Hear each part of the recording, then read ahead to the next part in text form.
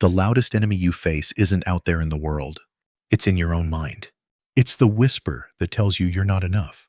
The voice that replays every mistake. The shadow that turns small problems into proof that you're broken. But listen closely. You are not broken. You're simply trapped in patterns of thinking that were never meant to control you. The Stoics knew this. They lived through war, loss, betrayal, and yet they built a mindset so unshakable that no storm could destroy it. Today, you're going to learn the same discipline. 10 brutal Stoic laws that will kill your negative thinking and forge a mind that nothing and no one can break. 1. Stop arguing with reality. Every time something painful happens, the mind instantly rebels. A breakup, a rejection, a failure. It echoes in your head like a broken record. This shouldn't have happened. It wasn't supposed to be this way. And yet, here you are, lying awake at night, replaying the same moment, hoping somehow the past will change if you resist it hard enough. But reality doesn't care about your resistance. It doesn't wait for you to agree. It doesn't ask for permission. It simply is. And when you fight it, you are the one who bleeds. This is the hidden trap of negative thinking. Most of your suffering isn't from the event itself, but from your refusal to accept it. The heartbreak is real, but the belief that it shouldn't have happened, that's what poisons your peace. The failure hurts, but it's your mind saying, I'm ruined, I'll never recover. That multiplies the pain. This is what the Stoics meant when they said, don't try to bend life to your will, bend your will to life. Epictetus put it bluntly, don't seek for events to happen as you wish, but wish for them to happen as they do happen, and your life will flow well. To many that sounds like surrender, but it isn't surrender. It's strength. It's the wisdom of aligning yourself with truth instead of wasting energy, resisting what already is. Imagine 2 people caught in the same storm. One screams at the sky, furious that it's raining, while the other puts on a raincoat and starts walking. Which one suffers more? The storm doesn't change for either of them, but one has turned resistance into agony, while the other has turned acceptance into clarity. Life works the same way. You cannot rewrite yesterday. You cannot unlose what has been lost. You cannot unhear the cruel words or undo the mistakes you've made. But you can decide what you do with this moment, right here, right now. That's where your power lives. The Stoics had a name for this radical acceptance, amor fati, the love of fate. It doesn't mean you celebrate misfortune like a masochist. It means you accept it as yours and you use it. If a relationship ends, instead of screaming, this shouldn't have happened, you say, this is my path now. I didn't choose it, but I'll use it to grow stronger. If you fail, instead of drowning in shame, you ask, what is this here to teach me? The pain doesn't vanish, but it transforms. It becomes fuel instead of chains. Ask yourself, how many hours, how many days of your life have you lost to replaying something you cannot change? Think of all the energy you've burned on regret, denial, and resistance. What if you reclaim that energy? What if every ounce of it was redirected into action, into building, learning, healing, or creating? Your past would stop being a prison and start becoming a teacher. This is why the Stoics weren't broken by tragedy. They didn't deny their pain, but they refused to let pain dictate their lives. Marcus Aurelius lost children, faced betrayal, ruled during wars and plagues, and yet his words echo with peace. The impediment to action advances action. What stands in the way becomes the way. What was he saying? That the very thing you resist could become the thing that makes you, but only if you stop wasting your energy arguing with it. So hear the challenge. The next time your mind says, this shouldn't have happened, catch it, interrupt it, remind yourself, it did happen. Now what will I do with it? That one shift changes everything. It moves you from victim to author, from resistance to response. And it's in that shift that transformation begins. You don't need a perfect life to find peace. You don't need every outcome to go your way. You only need the courage to face life as it is and to choose your next step with clarity. Acceptance is not weakness. It's the foundation of freedom. Because when you stop fighting the storm, you learn how to walk through it with grace. Stop arguing with reality. You'll never win that fight, and you don't need to. What you need is the wisdom to say, this is my life, this is my fate, and I will not waste it wishing for another. From that moment, negativity loses its grip, and what's left is something unshakable, a mind that moves with life, not against it. 2. Your environment feeds your inner dialogue. Your mind is not a sealed fortress. It's a mirror, constantly reflecting what surrounds it. The thoughts that echo in your head every night, the self-doubt, the fear, the endless comparisons, they didn't appear out of nowhere. They were planted. They grew from the soil of your environment, from the people you spend time with, the voices you listen to, the spaces you live in, and the content you consume every single day. Think about it. No one is born drowning in negativity. A child doesn't come into the world believing they are unworthy. Those beliefs are absorbed slowly, silently from the world around them.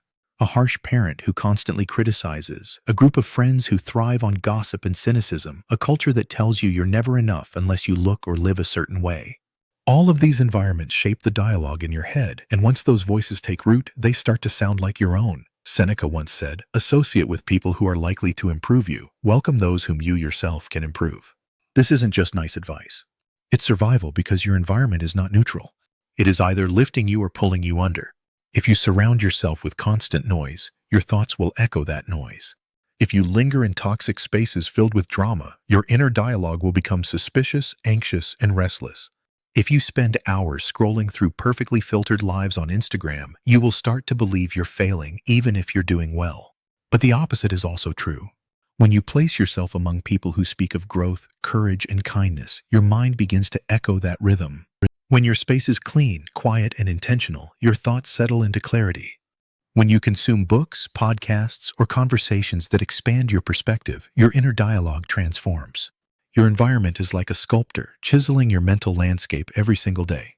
The question is, what shape is it carving you into? Most of us underestimate the power of our surroundings. We think we can scroll through negativity, laugh off toxic friends, or ignore the clutter in our room without consequence. But your mind is always paying attention. That messy desk, that chaotic bedroom, that constant background noise, they fragment your focus and bury your intuition. That friend who constantly complains or mocks others, they are teaching your brain a language of scarcity and judgment. Over time, these inputs become the default voice in your head, and you begin to think it's just who you are. But it isn't. It's what you've been feeding your mind. Here's a truth that might sting. You cannot kill negative thoughts while feeding them every single day. You can't expect peace if you live in an environment that thrives on chaos. The mind is like a garden. If you allow weeds of gossip, clutter, and toxicity to grow unchecked, they will overtake the soil. But if you plant seeds of wisdom, gratitude, and discipline, you create a space where clarity and strength can flourish. So how do you begin? Start small. Clean your room. Yes, literally. A cluttered space reflects and reinforces a cluttered mind. Curate your social media feeds. Unfollow accounts that fuel your insecurity and fill them instead with content that inspires and strengthens you. Set boundaries with people who drain your energy, even if that means spending more time alone until you find better company. Choose conversations that build, not destroy. The Stoics didn't just talk about wisdom in theory. They practiced it by curating their lives with discipline. They structured their routines, minimized distractions, and surrounded themselves with meaningful company. Not because they were cold, but because they understood this simple truth. What surrounds you enters you, and once it enters you, it becomes the voice that guides your choices. Imagine giving yourself 7 days of intentional environment. For 1 week, cut out gossip. Stop doom scrolling through negativity. Organize your space so it feels calm and clear. Read something that nourishes your mind every night before sleep. Spend time, even just an hour, with someone who speaks of ideas instead of complaints. Watch what happens. At first, you'll feel restless because your mind craves the chaos it's addicted to. But soon you'll notice something powerful. Your thoughts grow quieter. Your self-talk grows kinder. Your focus sharpens. Not because negativity magically disappeared, but because you stopped feeding it. Ask yourself right now, who drains me? Who strengthens me? Does my space make me feel calm or restless? What content leaves me inspired, and what content leaves me feeling small? These questions are not small. They are the foundation of your mental clarity. The Stoics believed wisdom wasn't just about philosophy, it was about designing your habits, your choices, your environment in a way that protects your mind, because your mind is the battlefield and your environment determines what weapons you bring to the fight. So take responsibility for the world you place yourself in. Build spaces, habits, and relationships that heal instead of harm. Because the environment you choose today will become the voice you live with tomorrow. And when you choose well, that voice becomes your greatest ally, not your greatest enemy. 3. You are not your thoughts. There's a voice in your head that never seems to stop talking. Last night it might have told you, I'm not enough, I'll fail, I'm broken. And maybe, because it was so loud and so relentless, a part of you started to believe it. But here's a truth most people never hear. You are not your thoughts. Read that again. You are not the constant chatter in your mind. You are the one listening. We grow up believing that every thought that crosses our mind must mean something, that it's evidence of who we are. If we think I'm worthless, we assume it's a fact. If we think everyone hates me, we assume it must be true. But thoughts are not reality. They are impressions, guesses, fragments of memory and emotion shaped by fatigue, fear, and past pain. They are suggestions, not verdicts. And if you confuse them for truth, you will end up living in a prison built from illusions. The Stoics understood this thousands of years ago. Marcus Aurelius wrote, "You have power over your mind, not outside events. Realize this and you will find strength." Notice what he's saying. He doesn't say you have power over your thoughts. Thoughts come and go, often without your permission. He says you have power over your mind, the way you relate to those thoughts, the way you choose to respond to them. That is where freedom lives. Think of your mind like the sky. Your thoughts are the clouds. Some are bright and light, drifting peacefully. Others are heavy, dark storms. But no matter how fierce the storm, the sky is never the storm. It holds, it witnesses it, and then clears again. In the same way, you are not the storm of your thoughts. You are the awareness holding them, and when you remember that, you stop being tossed around by every dark cloud that passes.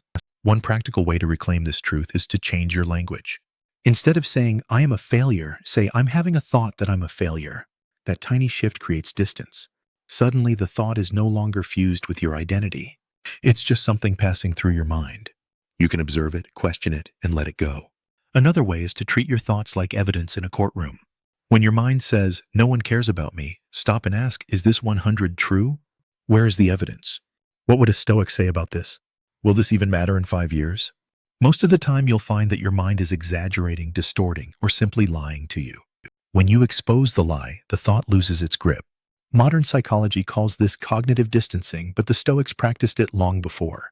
Epictetus taught that we are disturbed not by events, but by the opinions we form about them. Your thoughts are opinions, not facts, and you have the power to challenge them. Here's a metaphor to carry with you. Your mind is like a radio, constantly broadcasting different stations. Some play songs of hope, others play noise of fear. Just because a station is playing doesn't mean you have to sing along. You can listen, notice, and then change the station. The power is not in silencing the radio, it's in choosing which broadcast you will live by. But this doesn't mean you ignore your thoughts completely. Thoughts are signals. They can reveal wounds, desires, fears that need attention. The difference is learning to listen without obeying.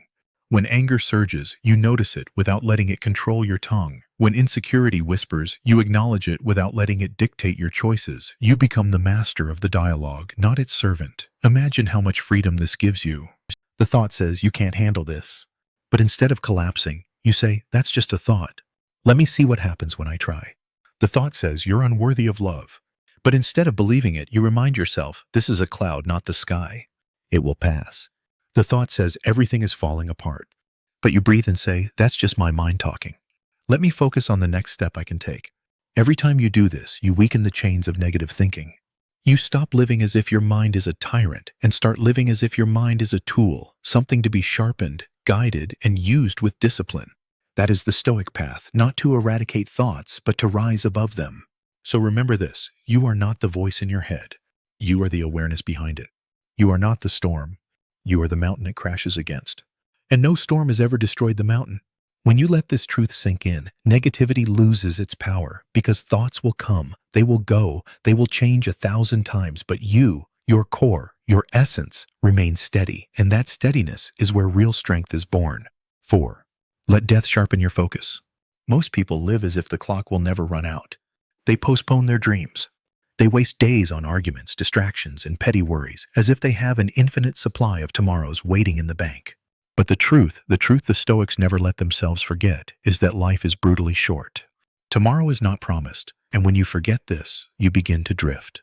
You spend your time on things that don't matter, and your mind drowns in negativity because it clings to what is trivial instead of what is essential. The Stoics had a phrase, memento mori, remember that you will die. At first, it sounds difficult, dark, even morbid. But it's not a call to despair.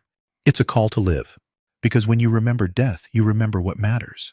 You cut through the noise and see life with sharper eyes. Suddenly, the cruel comment from someone else doesn't feel so heavy. If you had only a week to live, would that insult still matter? Would the traffic jam, the delayed reply, the argument over something small still deserve your peace? Of course not. And that's the gift of remembering mortality. It shrinks the unimportant and magnifies the meaningful. Marcus Aurelius, a man who ruled an empire while facing wars, betrayal, and loss, wrote, "You could leave life right now. Let that determine what you do and say and think." He wasn't obsessed with death. He was obsessed with clarity. He knew that once you face the reality of your limited time, you stop wasting it. You stop waiting to love. You stop waiting to speak your truth. You stop waiting to live. Think about your own life. How many times have you held back? How many times have you said, I'll start tomorrow? I'll fix it later. I'll chase that dream one day. But one day is an illusion. You are not guaranteed even the rest of today. And if that feels uncomfortable, good, it should. Because discomfort wakes you up. It shakes you out of autopilot. When you let death sharpen your focus, you stop hoarding your love. You tell the people who matter to you how much they mean. Today, not someday. You forgive faster, not because they deserve it, but because your peace deserves it. You let go of grudges, because why spend your limited days carrying bitterness like a stone in your chest? You put your attention where it belongs, on what gives life meaning. This doesn't mean living recklessly. It doesn't mean chasing pleasure like tomorrow doesn't exist. The Stoics weren't hedonists, they were realists. They knew that if life is short, then every moment is sacred, every choice is weighty, every sunrise is a gift, not a guarantee. And when you see it that way, you live differently. Imagine waking each morning with the thought, I may not get this day again. Suddenly, scrolling aimlessly feels empty. Complaining feels like a waste. Procrastination feels like betrayal. Instead, you want to pour your attention into something that matters. You want to create, to grow, to connect, to live with intention. The negativity that clutters your mind often comes from believing you have unlimited time to indulge it. You think you can afford to waste a day sulking, obsessing over what someone said, or replaying the past. But when you accept that time is the most fragile resource you have, you stop giving it away so carelessly. You stop letting negativity steal days you will never get back. Ask yourself this. If I had 1 year left to live, what would I stop worrying about? If I had 1 week, what would I start doing immediately? If I had 1 day, who would I spend it with, and how would I treat them? These questions cut through the fog. They strip away excuses. They bring you face to face with what actually matters. The Stoics knew that death is not an enemy. It's a teacher. It teaches urgency without desperation. It teaches gratitude without complacency. It teaches you that life isn't measured by how long you live, but by how deeply you live while you have the chance. So let death sharpen your focus. Let it be the lens that reveals what truly deserves your energy. Live with urgency, not panic. Live with clarity, not fear. Live with love, not bitterness. Because every single day you're alive is a chance to become the person you were meant to be. Not someday, but now. Remember this truth. You will die. But if you live with that awareness, you will also finally live. 5. Choose virtue, not validation. How many hours of your life have you wasted worrying about what other people think of you? How many nights have you replayed a conversation, analyzing every word, every silence, wondering if they liked you, if they judged you, if they secretly disapproved? This endless hunger for validation is one of the greatest traps of the human mind. It drains your peace, it warps your choices, and it keeps you chained to the shifting opinions of others. But the Stoics offered a radical alternative. Stop chasing validation and start living by virtue. The difference is profound. Validation depends on the crowd. Virtue depends on you. Validation is fickle. Today they praise you. Tomorrow they condemn you. But virtue is steady, unshakable, rooted in values that do not change with the wind. When you live for validation, your identity becomes fragile. Every smile lifts you, every criticism breaks you. But when you live for virtue, you stand on solid ground. Whether people cheer or mock, whether they understand or reject you, you remain unbroken because you know who you are. Epictetus, who began life as a slave and rose to become one of history's great philosophers, put it bluntly, if you want to improve, be content to be thought foolish and stupid. At first, those words sting. Who wants to be thought foolish? But Epictetus was pointing to a deeper truth. If your goal is wisdom, growth, and character, then you cannot make public approval your compass. True greatness requires the courage to look wrong in the eyes of those who don't understand your path. Think about it. Some of the wisest and most impactful people in history were ridiculed in their time. Socrates was mocked. Galileo was condemned. Marcus Aurelius himself faced criticism as emperor. Yet they stood firm, guided not by applause but by principle. Their lives remind us the opinions of others are temporary, but virtue, living with honesty, courage, discipline, and kindness, echoes long after validation feels good in the moment, but it makes you weak in the long run. It teaches you to compromise your values for approval. It tempts you to bend your truth to avoid conflict. It whispers, just be what they want so you'll be liked. But here's the brutal reality. No matter how hard you try, you will never win universal approval. Someone will always misunderstand you, dislike you, criticize you, and if your peace depends on their acceptance, you will always live at the mercy of strangers. Virtue frees you from that slavery. When you anchor your life to virtue, you ask one simple question in every situation. Am I being true to my values? Not do they approve of me? Not does this make me look good? But am I living with integrity, honesty, and courage? That is the Stoic way, and once you choose it, you become untouchable. This doesn't mean being arrogant or dismissive. It doesn't mean ignoring feedback or refusing to grow. It means filtering every voice through the lens of your principles. If someone criticizes you and they're right, you adjust. Not because you crave their validation, but because you value truth. If someone mocks you unfairly, you let it pass, not because it doesn't sting, but because you value peace over petty battles. Either way, your response is rooted in virtue, not in ego. Here's a practical exercise. Write down your 3 core virtues, the principles you refuse to compromise no matter what. Maybe it's honesty, maybe courage, maybe discipline, maybe compassion. Keep them where you can see them every morning. Let them guide your choices. When someone doubts you, instead of asking, "Why don't they like me?" ask, "Did I act according to my virtues?" If the answer is yes, then you've already won, no matter what anyone else thinks. Remember this. People's opinions are like the weather. They shift constantly, warm one day, cold the next. If you live for them, you'll be tossed around like a ship without an anchor. But if you live by virtue, you become the anchor. You become steady in a stormy sea. So ask yourself, are you children, facing approval, or are you living by principle? The first path will exhaust you. The second will set you free. Because validation may feel sweet for a moment, but virtue builds a life that lasts. And when your final day comes, it won't matter who clapped for you or who criticized you. What will matter is whether you live true to yourself, with courage, with integrity, with virtue. Choose virtue, not validation. That's where true freedom begins. 6. The stories you tell yourself are creating your pain. It's not the events of life that break you. It's the stories you attach to them. Think about it. Rejection, failure, loss. These happen to everyone. They hurt, yes, but the real wound comes afterward when your mind starts spinning a narrative that magnifies the pain until it feels unbearable. Someone doesn't text you back, and your brain whispers, "I'm not important. I'll always be alone." You make a mistake at work, and suddenly the thought creeps in. "I'm incompetent. I'll never succeed." These are not facts. They are stories, crafted, exaggerated, repeated until they carve themselves into your identity. Marcus Aurelius once said, "If you are pained by any external thing, it is not this thing that disturbs you, but your estimate of it." That line is more than philosophy. It's a survival skill. The problem is not what happened, it's the meaning you've given it. The event is neutral. It's your interpretation that makes it destructive. And the tragic part is, most people never stop to question their stories. They take them as truth, and then they live as if those lies are reality. Consider this. 2 people face the same setback. Say they both lose their jobs. One tells himself, "This is the end. I'm worthless. No one will hire me again." He spirals into despair, not because of the event itself, but because of the meaning he attached to it. The other tells himself, "This is painful, but maybe it's a chance to reset, to find something better aligned with who I am." He still feels the sting, but he moves forward with strength. Same event, 2 different stories, 2 radically different lives. This is why the Stoics practice separating event from story. It's an act of clarity, a way to strip away the emotional fog so you can see what's really happening. The practice is simple, though not easy. First, write down the raw fact. My message wasn't answered for 2 days. Then, write down the story your mind is telling. They're ignoring me? They don't care. Finally, question that story. Is this definitely true? Could there be another reason? That gap, that pause where you question your mind, is where freedom begins. Because here's the truth. Your mind is not impartial. It's colored by past wounds, by old fears, by insecurities you've never faced. A late reply might trigger memories of abandonment. A harsh comment might echo childhood criticism. Without awareness, these ghosts hijack your thinking, and you end up bleeding from old wounds every time something new happens. But when you pause, when you separate fact from story, you expose the ghost for what it is, a shadow, not reality. So how do you break free from the stories that are hurting you?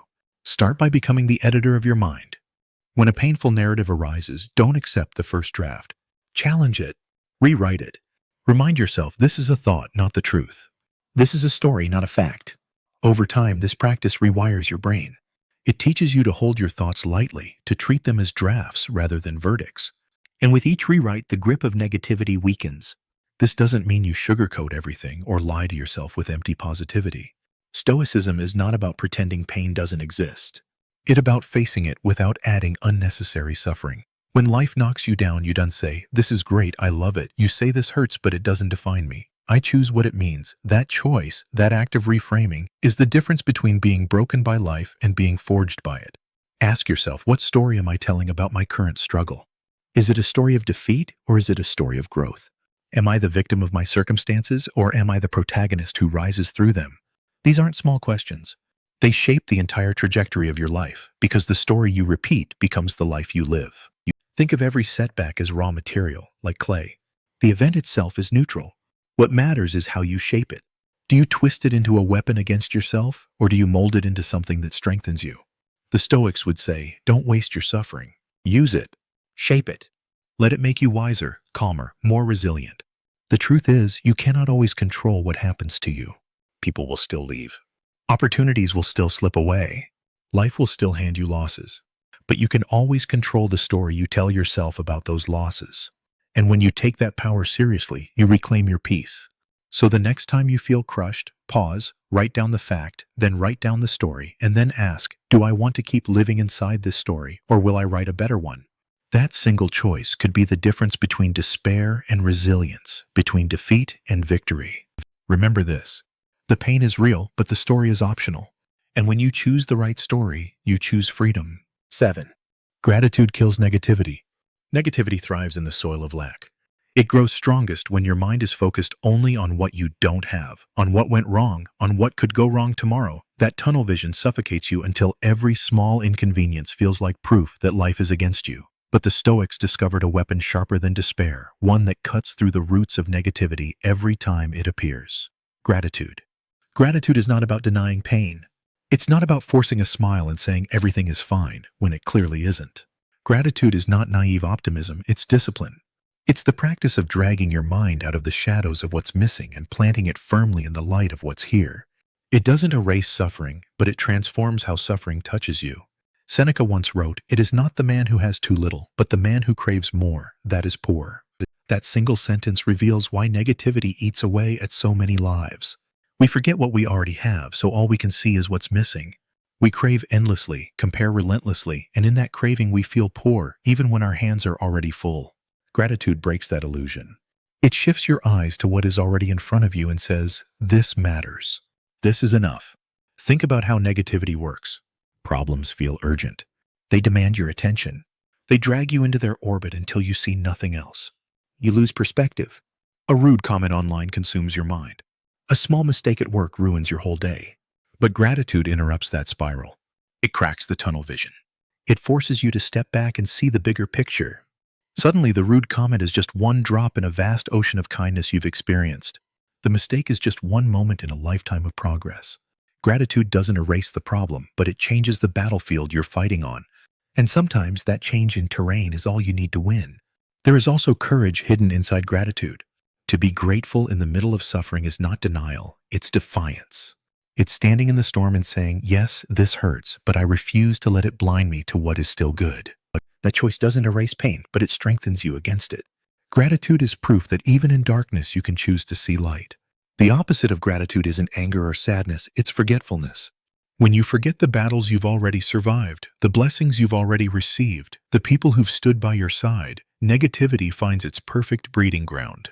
That's why gratitude must be a daily ritual, because forgetfulness is natural, but remembering requires effort. Start small. Each morning, write down 3 things you're grateful for. They don't have to be dramatic. A warm meal, a deep breath, the sound of rain against the window, a friend who texted to check in. These little anchors seem insignificant, but when life's storms hit, and they will, they keep you from being swept away. Gratitude is the rope you hold on to when the waves of negativity try to pull you under. Modern neuroscience confirms what the Stoics practiced. Studies show that gratitude literally rewires the brain, shifting your focus toward positive emotions, lowering stress, and increasing resilience. But the Stoics didn't need brain scans to know this. They lived it. They understood that the mind can be trained like a muscle, and gratitude was one of their sharpest tools. Ask yourself right now, what in my life is good that I've been ignoring? Who has shown me kindness that I haven't thanked? What do I have today that I once prayed for? These questions shift the lens instantly. They remind you that you are not empty-handed, no matter how heavy your burdens feel. Gratitude doesn't make life perfect, but it makes life livable. It creates space for joy even in suffering. It gives you perspective when negativity narrows your vision.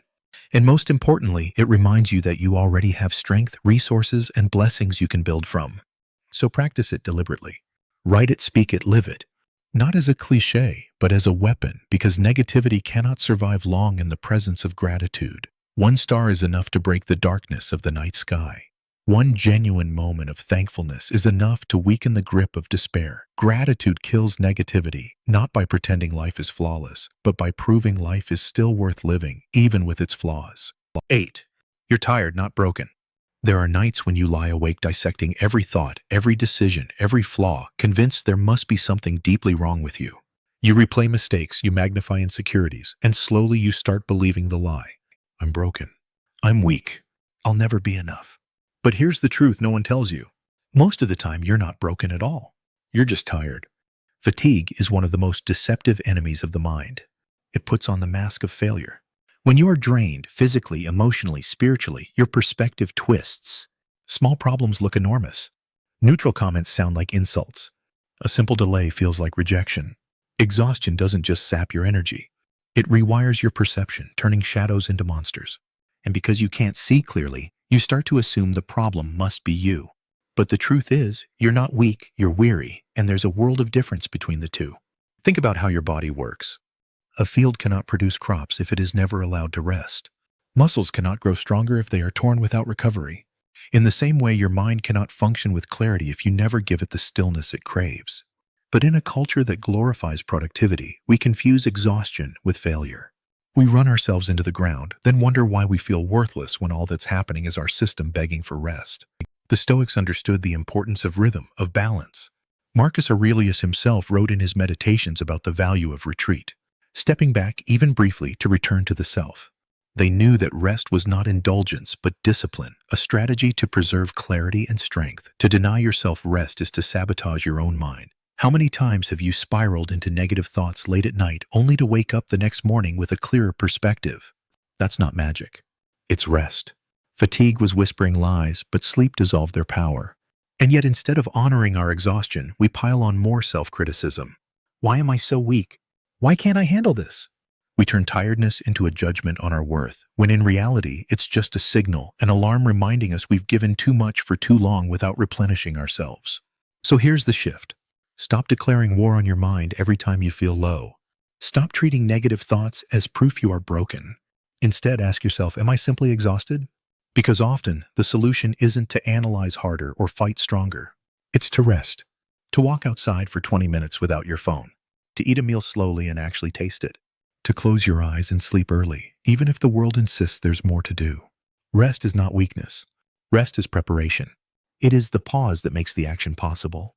A warrior who never rests collapses long before the battle ends. A mind that never slows down will mistake every shadow for a threat. If you want strength, discipline, resilience, you must first give yourself recovery. Practical steps matter here. When your thoughts feel tangled, write them down before bed instead of carrying them into your sleep. When your body feels heavy, honor it with movement and nourishment, not punishment. When your spirit feels drained, step away from screens and noise and sit in silence, even for a few minutes. These small acts are not luxuries, they are survival. And here's what you must hold on to. Being tired is temporary. Being broken suggests permanence, but fatigue is just a state, one that can be changed with rest and care. Don't mistake your exhaustion for evidence that you're weak. Even the strongest warriors put down their swords to recover. Even the Stoics who taught discipline understood the value of retreat. So the next time your mind tells you you're failing, pause. Ask, am I broken or am I just tired? Give yourself the grace to rest before you judge yourself. Because clarity rarely comes from overthinking. It comes from renewal. You are not broken. You are not beyond repair. You are human, and like every human, you need rest to return to strength. When you honor that truth, negativity loses one of its sharpest weapons, because once you recover, you see clearly again. You realize the storm in your mind was never proof of your weakness. It was only the echo of your exhaustion. Remember this, tired is not forever. Broken is a lie. Strength will return, but only if you allow yourself the rest to reclaim it. 9. Don't trust the first emotion. How many regrets in your life were born not from careful choices, but from instant reactions? The harsh words you wish you hadn't said, the text you regret sending, the decisions you made in the heat of anger, fear, or jealousy that later looked foolish under the calm light of reason. This is the danger of the first emotion. It arrives suddenly, raw and unfiltered, and if you trust it as truth, it can wreck your peace and your relationships in a matter of seconds. Most people assume their first emotion is authentic, even wise. Anger feels like justice. Jealousy feels like truth. Fear feels like certainty. But the Stoics knew better. They called it mastery over impressions, the discipline of refusing to accept your first emotional reaction as reality. Marcus Aurelius reminded himself constantly, if you are distressed by anything external, it is not the thing itself that troubles you, but your judgment of it. The first emotion is not a verdict. It's a spark. And if you treat it as fire, it will burn everything in its path, like waves crashing against the shore. The first wave is often the strongest. It knocks you off balance. It feels overwhelming. It threatens to drag you under. But if you stand your ground and wait, the wave always recedes. The sea grows calm again. In the same way, the first rush of emotion may be powerful, but it is temporary. If you can pause just for a breath, a moment, you create space between the spark and the flame. In that space lives your freedom. Consider a simple example. You send a message to a friend and hours pass without a reply. The first emotion is insecurity. They don't care about me. They're ignoring me. The story writes itself in your head, filling in gaps with rejection and betrayal. But the reality, maybe their phone died, maybe they're busy, maybe nothing is wrong at all. If you trust the first emotion, you risk damaging the relationship over an illusion. If you wait, clarity usually reveals itself. This is why the Stoics practice the pause. They train themselves to respond not at the peak of emotion, but after it's settled. Epictetus advised, if you are ever tempted to look for approval from someone else, know that you have compromised your own integrity. Be content to be a master of yourself. Mastery of self begins with mastering that first flash of feeling. It means telling yourself, let me wait before I react. It sounds simple, but it can save friendships, careers, marriages, and most importantly, your peace of mind. Think about anger. In the moment, it feels righteous, unstoppable. But how many angry words have left scars you could never erase? Think about fear. At first strike, it convinces you to run, to avoid, to quit.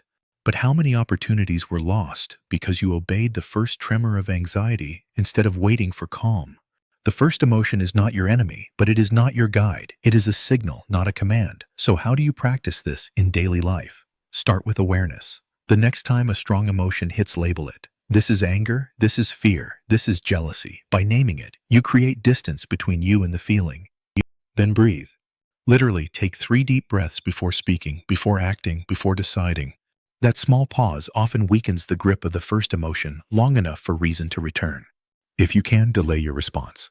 Write the angry message, but don't send it. Sleep on the decision. Return when the wave is past. More often than not, you'll thank yourself. This discipline doesn't mean suppressing emotions. The Stoics weren't stone walls. They felt deeply, but they refused to let emotions dictate their actions. They understood that reacting to the first impression is slavery, while pausing to choose your response is freedom, and freedom is the goal. Freedom from regret, from impulsive mistakes, from the roller coaster of being pulled in every direction by feelings that shift like the wind. Ask yourself this: what would my life look like if I paused before every major reaction? How many conflicts would I have avoided? How many mistakes would I have spared myself? How much more peace would I feel if I trusted clarity over impulse? These questions aren't hypothetical. They are the difference between a life ruled by chaos and a life ruled by wisdom. So the next time your heart pounds, your face heats, your chest tightens, remember, this is the first emotion. It will pass. You don't have to obey it. You don't have to treat it as truth. You can wait. You can breathe. You can choose. That choice is the mark of strength. That choice is what makes you unshakable. Don't trust the first emotion. Trust the calm after. That's where wisdom speaks. 10. Detach from what you cannot control. One of the greatest sources of human misery is the obsession with control. We want people to act the way we expect circumstances to unfold according to our plans, the world to bend itself around our desires. And when it doesn't, when people disappoint us, when life throws curveballs, when the future refuses to obey our blueprint, we collapse into frustration, anger, and despair. But here's the Stoic truth, simple yet brutal. Most of life is not within your control. And the sooner you accept this, the freer you become. Think about how much time you've wasted trying to control the uncontrollable. You worry about whether people like you. You stress over what others will say.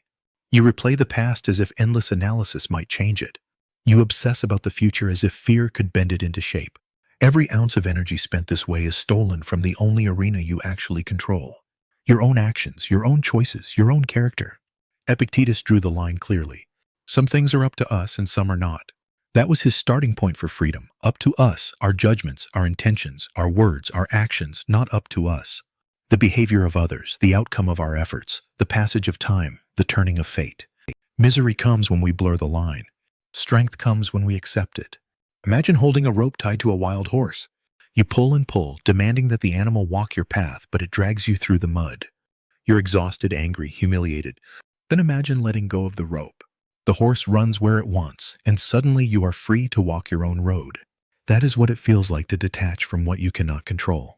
You stop being dragged by forces outside your command, and you reclaim the power to direct yourself. This doesn't mean indifference or apathy.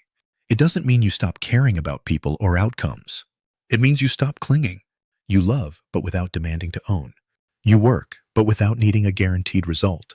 You plan, but without expecting the universe to obey. Detachment is not coldness, it is clarity. It is the recognition that your peace cannot depend on variables you do not command. Think about relationships. How many arguments are fueled by the desire to change someone else? You demand they understand you, validate you, act exactly as you wish, and when they don't, you feel unloved. But their choices are not yours to control. What is yours? The way you communicate, the boundaries you set, the love you give, that's where your freedom lives. Or think about ambition. You work hard, but you cannot control the market, the timing, or the recognition you receive. Obsessing over those outcomes breeds anxiety. Focusing on your effort, your discipline, your persistence, that breeds peace. Here's the paradox. The moment you stop trying to control what you cannot, you actually gain more influence over your life. Why?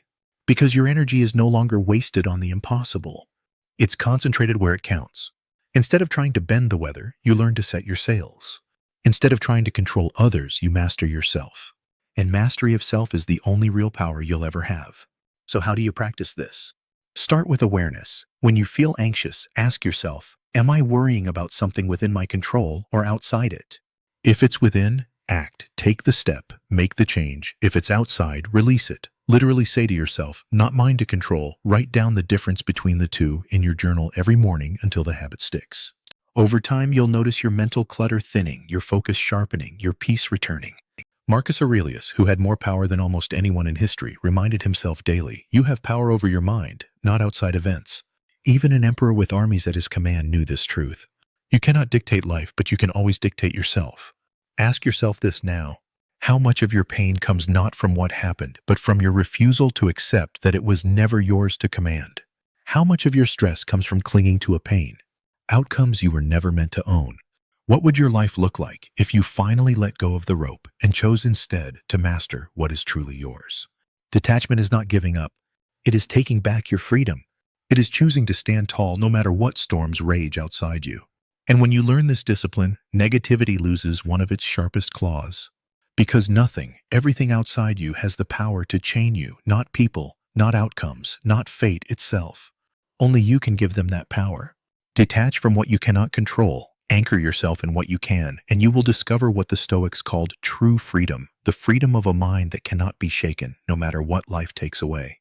You've just walked through 10 brutal Stoic laws, 10 weapons against the chains of negativity. They're not soft comforts.